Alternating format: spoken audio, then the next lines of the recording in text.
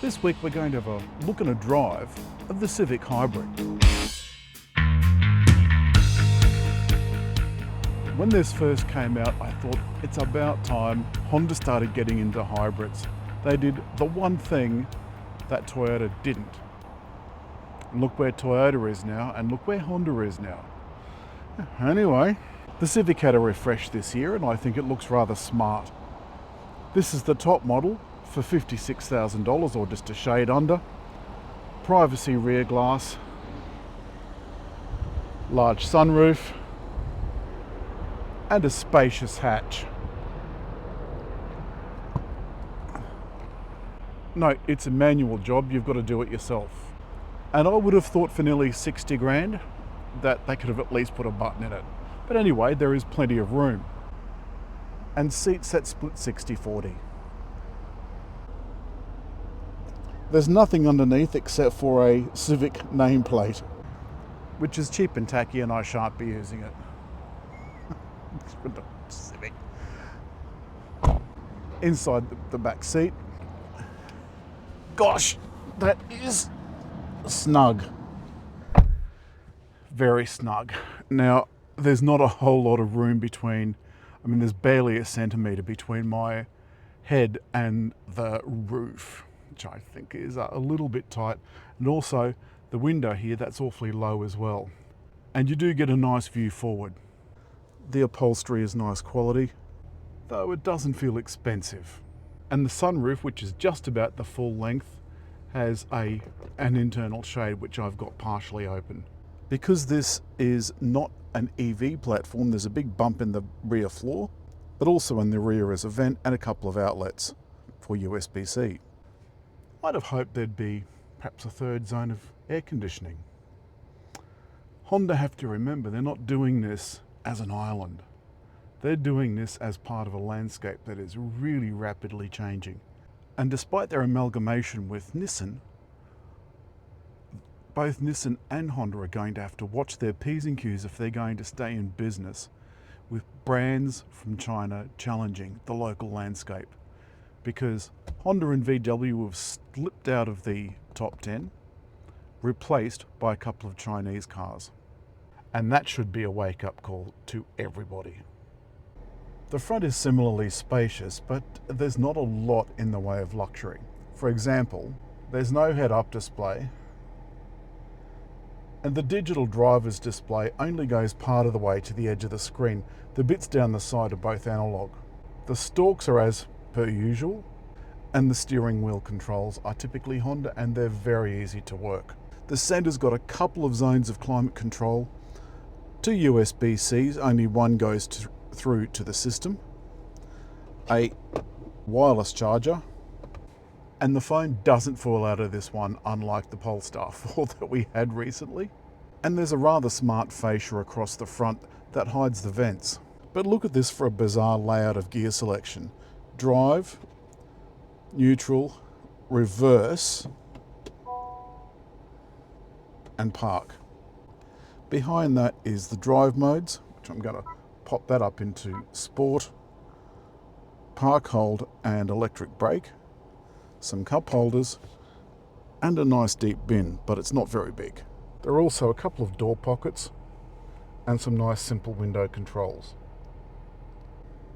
But for me, it's not that's kicked up such a fuss this week. It's the infotainment system, which has given me no end of grief. It may look nice and simple, but simple it is not. The home screen, you can alter all these icons here and the shortcuts down the side, but I sat for an hour trying to find the DAB shortcut, which didn't seem to be anywhere. I really had to search for it. The other thing is I think this car is set up to take Google, and there's meant to be a phone in, I think.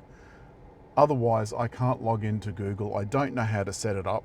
You can see it's got an assistant button, but when you press that or say, "Hey Google," it just says can't connect. And you can't get directions because the maps don't work either. So I've had to use CarPlay. And unfortunately, every time I get in, if you know where the icons are. So I'll click CarPlay and it's opened up in my CarPlay. So now I can use maps. Unfortunately, it won't do that from start.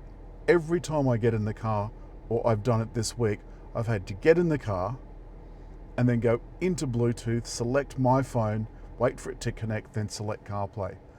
I don't know what's wrong with it. That normally doesn't happen with Honda, but there it is. All right, I've had enough of a bitch. Let's get on the road. Handling, not too bad. But bear in mind I've got this in sport. All right. Am I busy today? All right.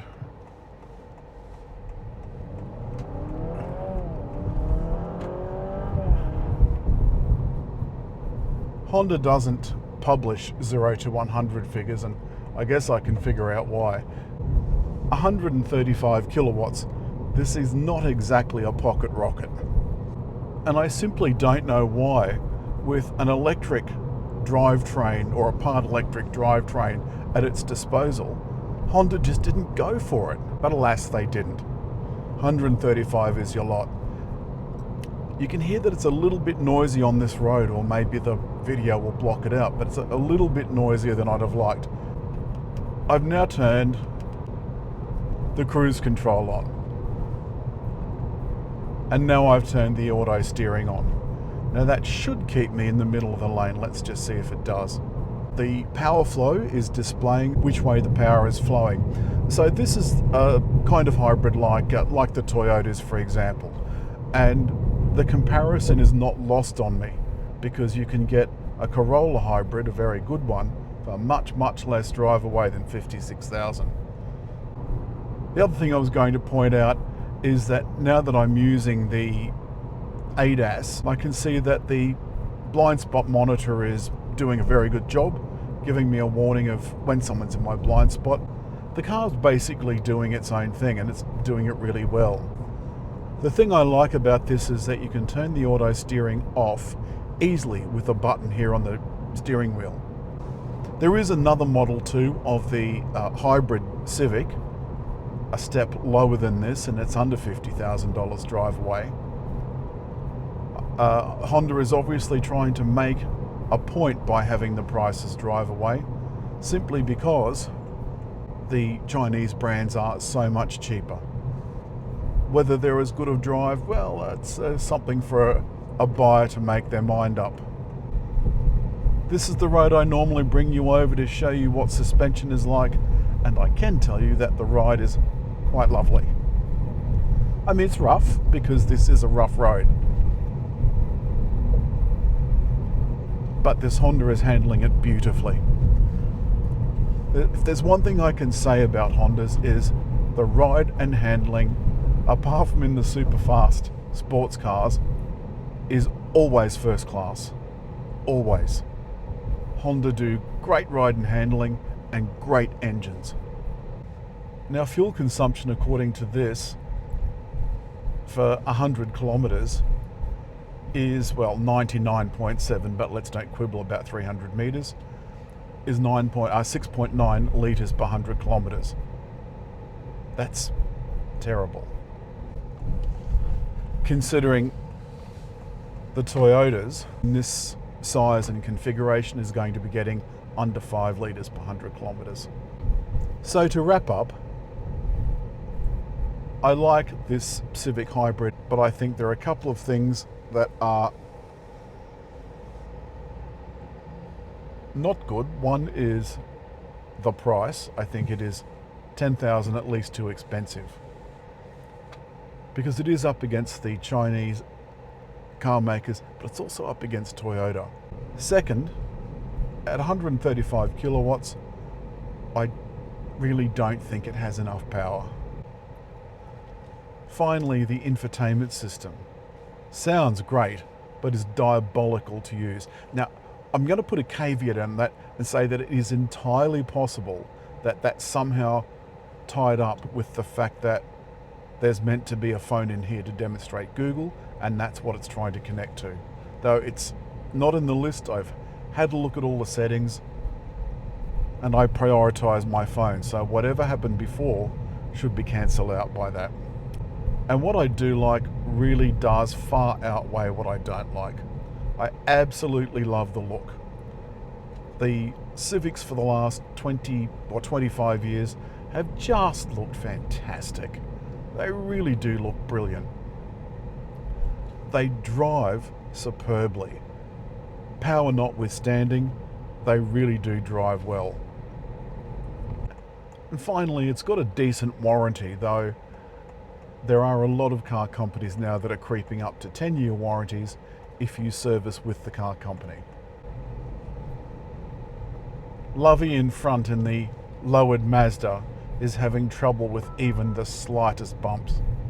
Oh, that's one thing I want to mention before I go. I told you about last week's car, which I got out of and I just wanted to cry. The Deepal. It did nothing but beep and whine and whinge and alert me at every possible opportunity. The Civic has done it once because I've got all the things silent, so I'm just getting a, oh, for God's sake. The Civic has given me just one warning, and that was when I was a little close to the car in front, and fair enough too. As always, hit like, leave a comment, and just over there to subscribe.